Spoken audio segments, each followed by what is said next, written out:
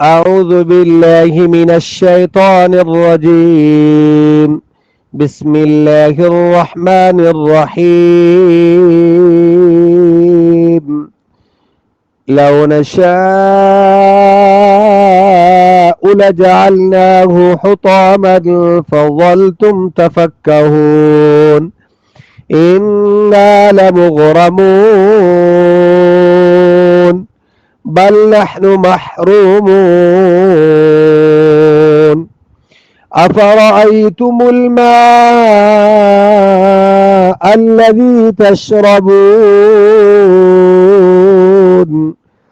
أأنتم أنزلتموه من المزن أم نحن المنزلون صدق اللہ العظیم. آپ کو آج ایک ایسا وظیفہ بتاتا ہوں جو ہر آدمی کی ضرورت ہے اور ہر آدمی چاہتا بھی ہے کہ رزق میں، کاروبار میں ترقی کے لیے اگر کوئی کام شروع کرتے ہیں تو دل نہیں لگتا، کسٹمر نہیں آتے اور اس کے بعد پھر اس کو ختم کرنا پڑتا ہے. یہ وظیفہ آپ کرنا شروع کر دیں، انشاءاللہ ایسے رزق میں برکت ہوگی، آپ کے وہم و گمان میں بھی یہ بات نہیں ہوگی. انتہائی آسان.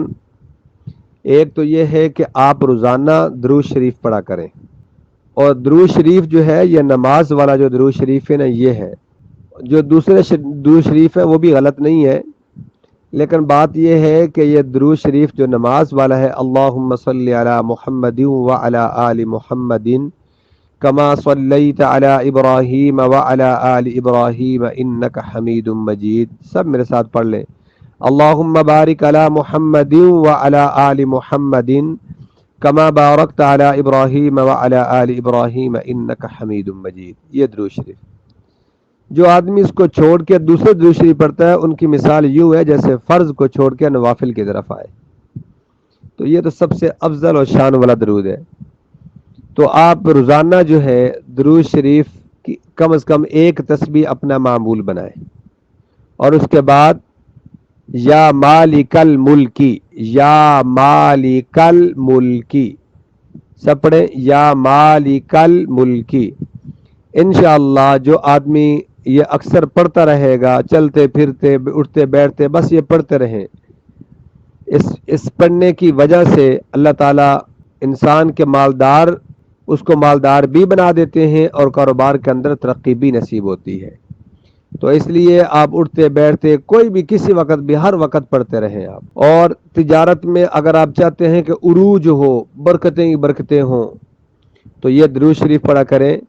اللہم صلی علی سیدنا محمد عبدک ورسولک وصلی علی المؤمنین والمؤمنات والمسلمین والمسلمات.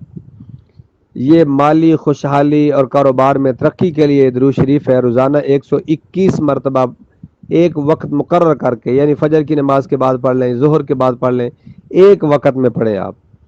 تو انشاءاللہ 121 مرتبہ روزانہ آپ پڑھیں، اللہ تعالیٰ کاروبار میں بہت ترقی نصیب فرمائیں گے. اور تیسرا وظیفہ یہ ہے، بالکل آسان ہے، بالکل آسان ہے. سورۃ الکافرون، سورۃ النصر اور اس کے بعد سورۃ الاخلاص، سورۃ الفلق اور سورۃ الناس. قل یا ایھا الکافرون اذا جاء نصر اللہ قل هو اللہ احد اور قل اعوذ برب الفلق قل اعوذ برب الناس. جب شروع کریں بسم اللہ الرحمن الرحیم پڑھ کے شروع کریں، اور جب ختم کریں تو من الجنۃ والناس بسم اللہ الرحمن الرحیم پڑھ لیں.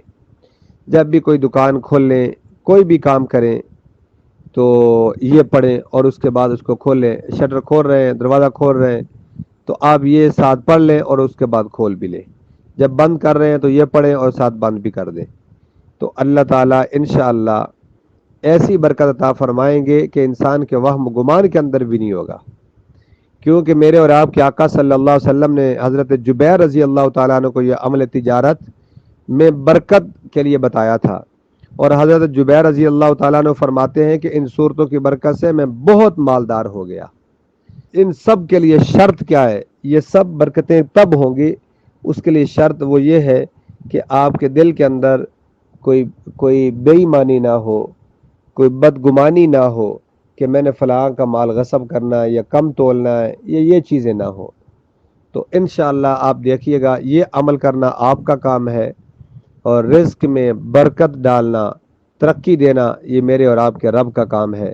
بس آپ یہ کر لیں، پھر برکتیں ہی برکتیں ہوں گی. اللہ ہم سب کو عمل کی توفیق عطا فرمائے.